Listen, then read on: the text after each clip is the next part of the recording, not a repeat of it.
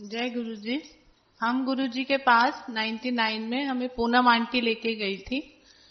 वो पूनम आंटी के 8 साल हो गए थे शादी के, उनके कोई भी बच्चा नहीं होता था। तो गुरु जी ने उनको बोला तू 1 साल आती रह, 1 साल के बाद ठीक तेरे को बच्चा दूंगा, आइयो लंगर खाइयो, चुपचाप बैठियो और पीछे जाके बैठ जाइयो। वो आंटी 1 साल पूरा आती रही। वो 1 साल ठीक 1 साल के बाद गुरुजी ने उनको बेटा दिया। उसके बाद गुरुजी वो माथा टेकने आई, गुरुजी ने क्या एक होर लला है आंटी ने एक होर बेटा दिता। उसके बाद गुरुजी ने जब वो दूसरी बारी आई तो गुरुजी कहने आंटी एक होर लला है, कहने नहीं बस गुरुजी थैंक यू, होर नहीं चाहिए था मनु। तो वो आंटी हमें गुरुजी के पास लेके गई थी। अब मैं अपना सत्संग शुरू करती हूँ। मेरी बेटी को गुरुजी ने हॉस्टल में डाला था। वो 8 में पढ़ने के 8 तक पढ़ने के लिए थोड़ा वीक होती जा रही थी। तो मैं इनसे लड़ती थी कि आप प्लीज इसको हॉस्टल में डाल दो। बोले नहीं हॉस्टल में नहीं डालना बच्चों को। तो बहुत लड़ाई होती थी घर में। तो एक दिन गुरुजी के पास गए तो गुरुजी ने बोला कि कुड़ी नु हॉस्टल पा दे। तो नारायण अंकल ने बोला ठीक है गुरुजी। हम लोग शिमला के पास धर्मपुर है, वहां गए तो वहां इसका थोड़ा रिजल्ट ऐसा ही था। तो वहां के प्रिंसिपल ने बोला नहीं जी मैं इसको नहीं ले सकता, इसके नंबर ठीक नहीं है, हमारे स्कूल में नहीं चलेगा। उन्होंने बोला नहीं जी मुझे तो एडमिशन यही करानी है, मेरे तो गुरुजी ने भेजा, मुझे तो यही एडमिशन करानी है, कुछ भी करके मुझे एडमिशन चाहिए। इसको शाम को एडमिशन मिल जाती है। इसके जब मैं वापस आती हूँ वहां पे इसकी एडमिशन करा के, जब मैं गुरुजी को माथा टेकती हूँ तो गुरुजी बोलते हैं सारी संगत के सामने, नारंग आंटी ने बहुत वधिया कीता, अपनी कुड़ी नु हॉस्टल पाई। गुरुजी ने 4 डेज यही बोला, Thursday Friday Saturday Sunday, aunty ने बहुत वधिया कीता, अपनी कुड़ी नु हॉस्टल पाई। पूरी संगत के सामने गुरुजी बोलते थे। तो मुझे लगा बस अब तो इसकी चारों क्लासेस पास हो जाएंगी, क्योंकि ये पास नहीं होती थी, फेल हो जाती थी। मैंने बोला अब तो ये पूरी 12th करके ही निकलेगी। जब इसकी 12th का एग्जाम थे तो 1 महीना पहले हमें टीचर्स ने बुलाया, बोले कि आप प्लीज इसको ले जाओ, ये हमारा रिजल्ट खराब कर देगी। इसके पापा ने बोला नहीं अब तो मैं नहीं ले जाऊंगा, अगर आप कुछ इसको निकालोगे तो मैं आप पे केस कर दूंगा, अब जो भी रिजल्ट आएगा आप देख लेना। जब इसका रिजल्ट आया ये पूरी रात नेट पे बैठी रही। जब इसका रिजल्ट आया तो 15 मिनट पहले इसका कंप्यूटर ऑफ हो जाता है और इसको लूज मोशन लग जाते हैं। हमने इसका नंबर किसी को भी नहीं दिया था, इसका रिजल्ट अच्छा नहीं आना, इवन इसकी बुआ को भी नहीं दिया था। इसकी बुआ को था कि ये फेल होगी, ये पास नहीं हो सकती, इसलिए हमने इसका किसी को नंबर नहीं दिया। फिर ये रोने लगी कि अब मैं कैसे अपना रिजल्ट देखूंगी। तो फिर हमने इसकी बुआ को इसका नंबर दिया। इसकी बुआ बोली इसके 85% आए हैं। तो हम तो शॉक्ड हो गए, हमें तो विश्वास ही नहीं हुआ कि इसके 85 आ ही नहीं सकते। फिर हमने 1-2 लोगों को और इसका नंबर दिया। फिर उन्होंने बोला नहीं जी इसके 85% आए हैं। फिर हमने स्कूल में फोन कंफर्म किया कि वो बोले हाँ जी रूपांशी के 85% आए हैं।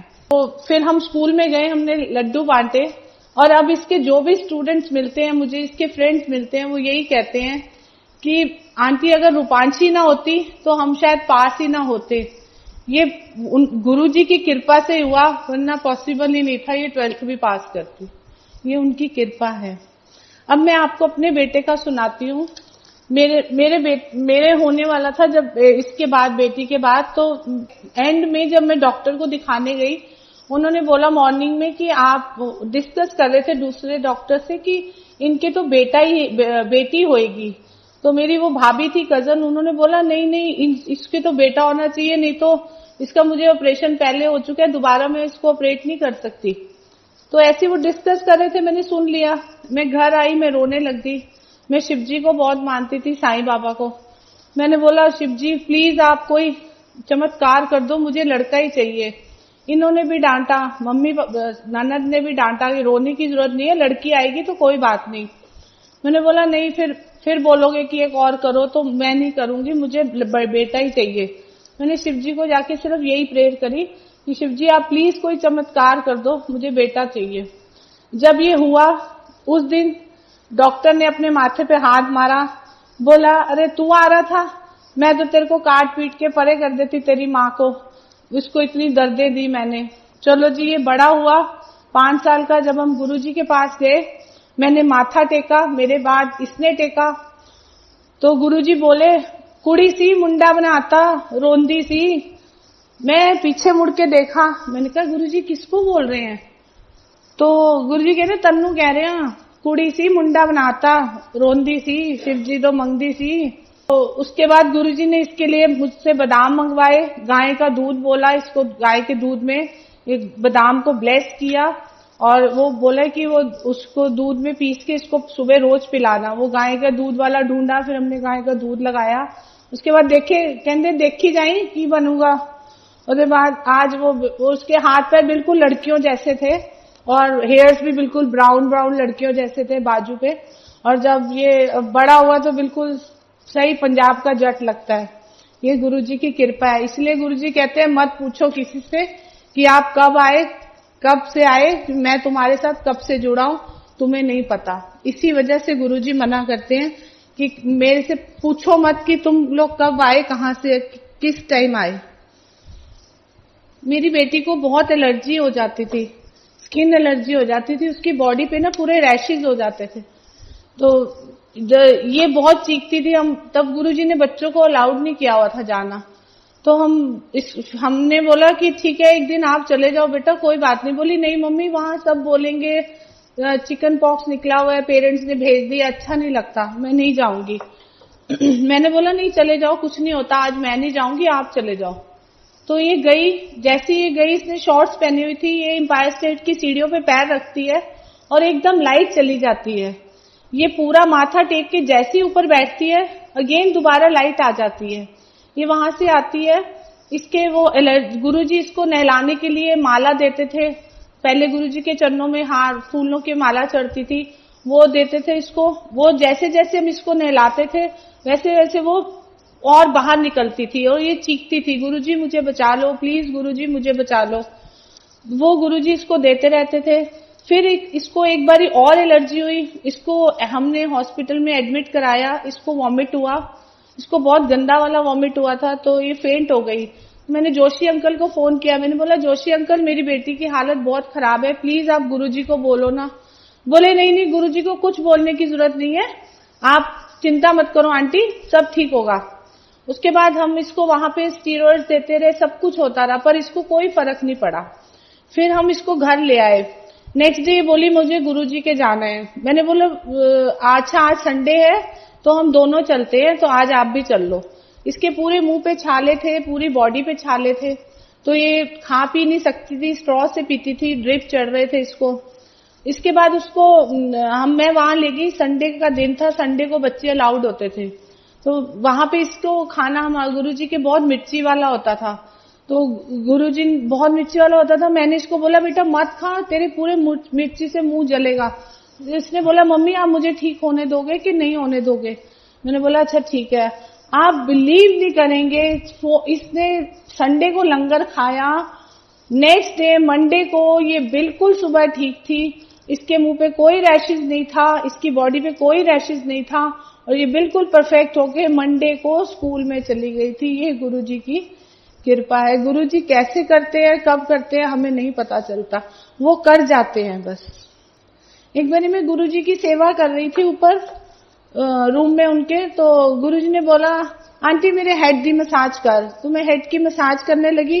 तो गुरुजी, मैंने रिंग्स पहनी थी, वो रिंग्स मैंने इनसे लड़के बनवाई थी कि जब से शादी हुई है आपने मुझे कुछ नहीं बनवा के दिया, चलो बाकी तो सब ठीक है, मेरे पास कोई रिंग नहीं है, सेट की रिंग्स है। तो बोले कि चलो, रूपांशी ने बोला चलो पापा मम्मी को 2 ही रिंग्स ले देते हैं। तो मैंने वो ही रिंग्स पहनी हुई थी, अभी 15 दिन ही हुए थे मुझे, तो मैंने गुरुजी का हेड मसाज करने लगी, तो मुझे लगा गुरुजी को सॉफ्ट स्किन है, गुरुजी को लग जाएगी, तो मैंने रिंग्स उतार के साइड टेबल पे रखने चली गई। तो गुरुजी बोले कित्थे गई आंटी? मैं क्या गुरुजी मैं बस ये रिंग उतार रही थी, आपको लग ना जाए इसीलिए। बोले ले छड़ परे, आज तो बाद पानी ही नहीं, आज तो बाद पानी की लोड़ ही नहीं। मैंने उसी टाइम वो रिंग्स उतारी और नारायण अंकल को नीचे जाके उनके पॉकेट में डाल दी। बोले क्या हुआ? मैंने बोला गुरुजी ने बोला इसको पहनना ही नहीं है आज के बाद, वो दिन है और आज का दिन है, मैंने कभी हाथों में रिंग्स नहीं पहने। गुरुजी क्या करते हैं, कैसे करते हैं हमें नहीं पता, उनकी आज्ञा में रहने में ही सब ठीक होता है। एक दिन गुरुजी रूम में बैठे हुए थे गुरुजी अब बोले चलो नारंग आंटी आज हम अपनी अटैची ठीक करते हैं। मैंने बोला ठीक है गुरुजी। गुरुजी ने नारंग अंकल को नीचे टिक्की बनाने के लिए भेज दिया और बोले चलो नारंग आंटी आज ना मेरी अटैची ठीक करो और मेरे कपड़े प्रेस करके लाओ। गुरुजी ने एक शर्ट निकाली, दूसरी। गुरुजी अपनी चीजों का, लाइट का, हर चीज का बहुत ध्यान रखते थे। तो किशोरी अंकल भी थे, किशोरी अंकल गुरुजी की मसाज कर रहे थे। तो गुरुजी ने बोला आंटी ये शर्ट है ना प्रेस कर लिया। मैं क्या ठीक है गुरुजी। कहने उधर ज्योति के कमरे चली जा, उत्थे जाके प्रेस कर लिया। मैं गई, मैंने बोला ज्योति गुरुजी बोल रहे हैं कि मेरी शर्टें प्रेस करनी है। आंटी आपको बोला? मैंने बोला हाँ। बोले फिर ठीक है आप ही प्रेस करो। तो मैंने बोला ठीक है। गुरुजी के कपड़े इतने सॉफ्ट होते थे कि डर लगता था। मैंने सब थोड़े थोड़े प्रेस, हल्की प्रेस मारी। एक शर्ट इतनी सॉफ्ट थी, मैंने बोला ये तो मैं नहीं करूंगी, अगर जल वल गई तो गलत बात हो जाएगी। मैंने उसको एज ए तय करके बीच में रख दिया। जब मैं गुरुजी के पास गई, गुरुजी कहते कर ले आंटी प्रेस? मैं क्या हाँ जी गुरुजी। कहते फिर नहीं प्रेस करके ले आई। मैं कहा नहीं गुरुजी सॉरी। कहते जा इनू दोबारा प्रेस करके ला। मैंने झूठ बोल दिया। इसलिए गुरुजी सब जानते हैं, हम उनसे कुछ नहीं छुपा सकते। उनको एक एक बात, एक एक पल पल का हमारी पता है। मैं तो गुरुजी की ऐसी बातें सुनाऊंगी जो हमारा उनके साथ अच्छा वक्त बीता हुआ, और जो उनकी कृपा है वो तो आप सबको पता ही है कैसे चलती है। गुरुजी के साथ अच्छा बिताया हुआ वक्त है, वही मैं आपको सुनाऊंगी बस। गुरुजी ने का साग आ रहा था पंजाब से। गौरव था गाड़ी में, मैं थी, मेरा ड्राइवर था और अंकल थे। हम लोग सीधा, गुरुजी बार बार फोन करे जा रहे थे लंच टाइम हो गया, कित्थे पहुंचे कित्थे पहुंचे। हम लोग गए। गुरुजी ने गौरव को बोला कि गौरव ले आया साग? हाँ जी गुरुजी। मक्की की रोटी कौन बनाऊगा? कहते गुरुजी देखते हैं। गौरव मेरे पास आया, बोला आंटी आप मक्की की रोटी बना दोगे गुरुजी के लिए? मैंने बोला हाँ मैं बना दूंगी। बोला ठीक है आप गुरुजी आंटी बना देंगे? कहते ठीक है। जब मैंने गुरुजी को अंदर रोटी बना के भेजी, मक्की की रोटी, तो नारंग अंकल और गौरव अंकल दोनों खड़े थे रूम में। तो गुरुजी बोले आज मैं रोटी खाई है, आंटी ने बिस्कुट वर्गी रोटी बनाई है, मैं ते नौकरा दे हाथ दी रोटी खा खा के थक गया सी। कहते हैं गौरव गुरुजी ने आज ऐसी कटोरी पहुंच पहुंच के रोटी खाई है आंटी, मैं आपको बता नहीं सकता। ये हमारे गुरुजी हैं, इतने भोले, इतने प्यारे। एक दिवाली का दिन था, मैंने इनको बोला मुझे आज गुरुजी के पास जाना है। बोले नहीं गुरुजी दिन में डांट देते हैं। मैंने बोला नहीं मुझे तो आज जाना ही है, मेरा मन कर रहा है। बोले ठीक है चलो फिर डांट खाना आप। मैंने कहा कोई बात नहीं मैं डांट खा लूंगी, मुझे मंजूर है। हम गए एम्पायर स्टेट में बैठ गए। गुरुजी का ड्राइवर है छोटू, वो बैठा था। बोला आंटी आप क्यों आए, आपको पता है गुरुजी दिन में डांट देते हैं? मैंने बोला कोई बात नहीं, डांट देंगे ना तो प्लीज एक बार ही पूछ ले। तो वो कह रहा मैं नहीं पूछूंगा आंटी, गुरुजी डांट देंगे, मैं नहीं जाऊंगा। मैंने बोला प्लीज छोटू मेरे लिए पूछ देना। तो इतने में वो गुरुजी के पास जाता है, बोलता है गुरुजी नारंग आंटी आए हैं।